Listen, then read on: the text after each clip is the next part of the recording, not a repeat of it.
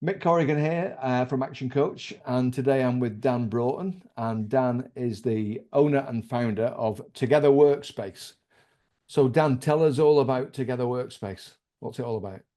Oh, thanks, Mick, for having me. So, Together Workspace is a co-working flexible office space, and we believe that people now more than ever can choose how, when, and where they want to work. So, our ultimate aim is to bring high-quality working spaces closer to where people live. So, traditionally, co-working, these amazingly designed hubs have been found in cities, which before COVID made sense. That's where the freelancers were. That's where you got the business.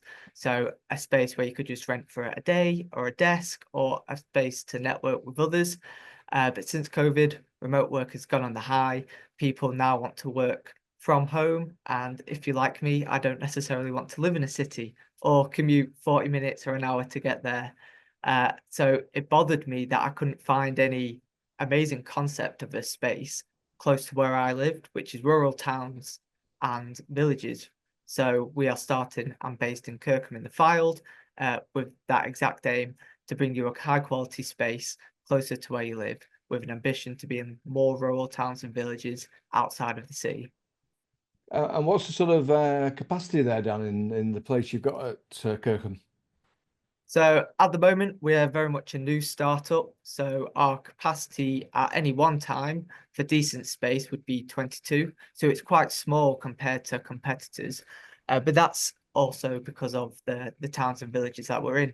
We want to be on the local high streets because we don't necessarily want to facilitate our own food and coffees intentionally because we want to boost the local economy. There's already great cafes, coffee shops, and other businesses that are in your local towns that want to have that footfall. And we want to be a bit closer to home. We want to be a bit more rural, closer to family, or avoid really long commute time. So in Kirkham specifically, because it's quite good with access to the motorway, a lot of people work in Manchester for 40 minutes, and it's quite ideal to get the balance of both. However, if you hit that M6 traffic, you know that 40 minutes is turning into an hour and a half straight away. So to really provide a flexible alternative to stay at home, and we've got a small space only because we're a startup, so we're self-funded. But hopefully, as the business improves and we get a bit more profit, we'd want to open up bigger spaces, but again, only in local towns and villages. So 22 at the moment, but that comes with a meeting room, kitchen space, space to relax and collaborate, and individual private phone booths. So if you did want a private call, that's externally available as well. And we've got a back garden. So when it's sunny, you can get your internet out there and go in the back garden. So that's 22 max with a comfortable desk, but you've got a load of other amenities at the same time. Cool, cool. So you're building a community there, aren't you, really? Yeah, yeah, we're trying. Uh, uh, to be honest, we're trying to get on the trend of what we've seen within business. So COVID was the amazing example of that. Like businesses have done super well to transform technology to allow people to work from home. But we kind of believe it's kind of gone like a pendulum swing. So COVID hit, so we've gone fully remote working. After the first few months, it was quite good. It was a novelty. Oh, I can just not have a commute, hop out of bed. But the flip side of it is people aren't meeting as much. You can't really get as much done because you have to wait for emails or Teams calls, or you're not as mentally prepared because you've literally just got out of bed. A lot of people, including myself, don't even have a dedicated office space. So you're trying to work around what could be a nice productive day and cramp it into your home. And with COVID, you saw the big businesses sell their offices, their facilities. There was a huge cost saving for them because they could utilize the remote working.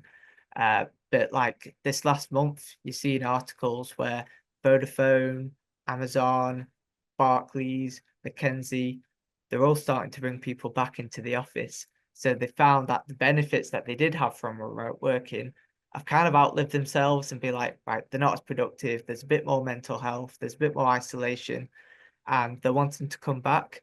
And where we believe the nice in between is, where the pendulum swing will go, is a bit of hybrid. So big businesses don't have to buy all their office buildings back again on super long leases and a bit more less efficient, but utilize a space like Together Workspace, who would be in local towns and villages where their employees live. So you could say employees live here, here, and here. Together Workspace is here, here, and here. Why don't you just let them use Together Workspace? You get the benefits of office work, where it's collaboration, in person, dedicated desk space, and a good work-life balance to separate home and family, without having to commit to a big building and having all of that space for yourself. So really, we are built for scalability, flexibility, and to be closer to where the people actually want to live, which is more rural, in our opinion. And Dan, who typically does this appeal to? What type of people or businesses are ideally suited to the service that you offer?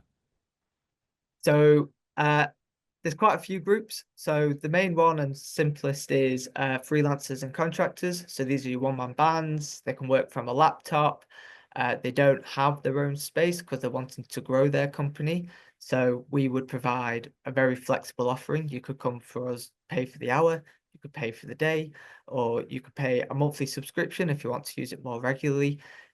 One, it gives them an office where they can come out of work. Two, it gives them a place where they can impress clients so they can have their meetings, make them seem a bit bigger than they actually are. And three, they'll be able to network with other like-minded individuals as well. So it really helps boost their business. So that's the freelancer for one. Small teams that can work remotely. So this would be creative industry, the finance industry, consulting industry, jobs you can generally do from face-to-face calls, laptops, software. Our space is dedicated for that because we've got super high-speed internet and you do have the ability to travel. So that would be a small remote team looking to scale up. Again, not got enough money to dedicate to our own private office, but might want to utilize a space like Together Workspace.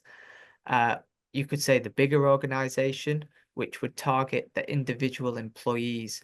So say we've had quite a few people use our space who live in Kirkham, but work for big organizations, but they work remotely.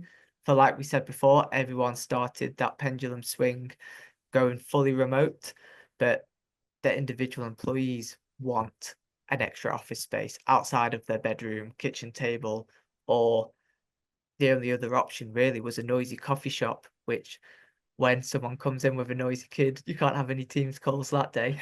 So we are aimed to be better than that. So better than your home, better than a coffee shop, really nicely designed spaces for the individual, for the one-man bands, and for small remote teams. Right, I get what you're doing. Fantastic.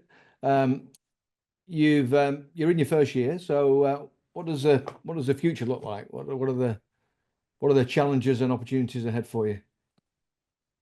I think the future and the dream is, like I said before, to have multiple locations targeted to rural towns and villages, with the ultimate aim that we think everyone, especially in nowadays, deserves to have a really good workspace for productive work that allows them to have a really good work-life balance, not compromise their home for work. The main difficulties will be the high street economy. So they're mainly built up of small businesses. So having local councils looking to develop the local high streets to improve the areas where people live. And for us, ultimately, is there a premises available to be able to set up a Together Workspace like that? And then the other thing, which has been a bit of a struggle in this first year, is co-working spaces has been around for decades, but they've only ever existed in cities. So Manchester, London, Liverpool, in Lancashire, Preston has quite a lot, and there's one in Burnley, but they're all city-based. So for a very traditional local town, it's quite hard for a concept that's like, oh, they exist in cities. Oh, it's a bit too bougie for our local rural town. So there's a bit of a mindset shift of actually you could just turn up to your local town and do professional work whilst also going to grab a local coffee. So that's been a bit of a difficulty of realizing the benefit of an external workspace instead of trying to slum it at home. So one is a physical location, is there a premises available?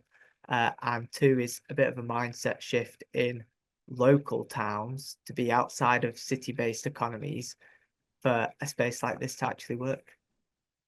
Got you. What have you learnt along the way then, Dan?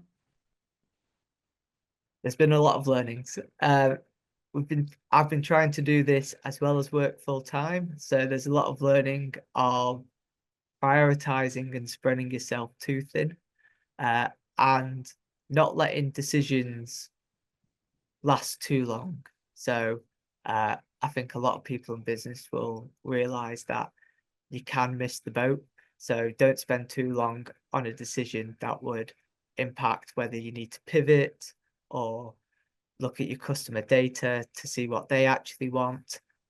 So just actioning that a bit more quicker, and allowing myself time to actually be intentional about it. So not do it with half action, but actually be fully in the zone when, if I want to do an action, like commit it through. So that's probably been my biggest learning: prioritizing and quicker decisions Taking action. and taking action. Yeah. Good advice.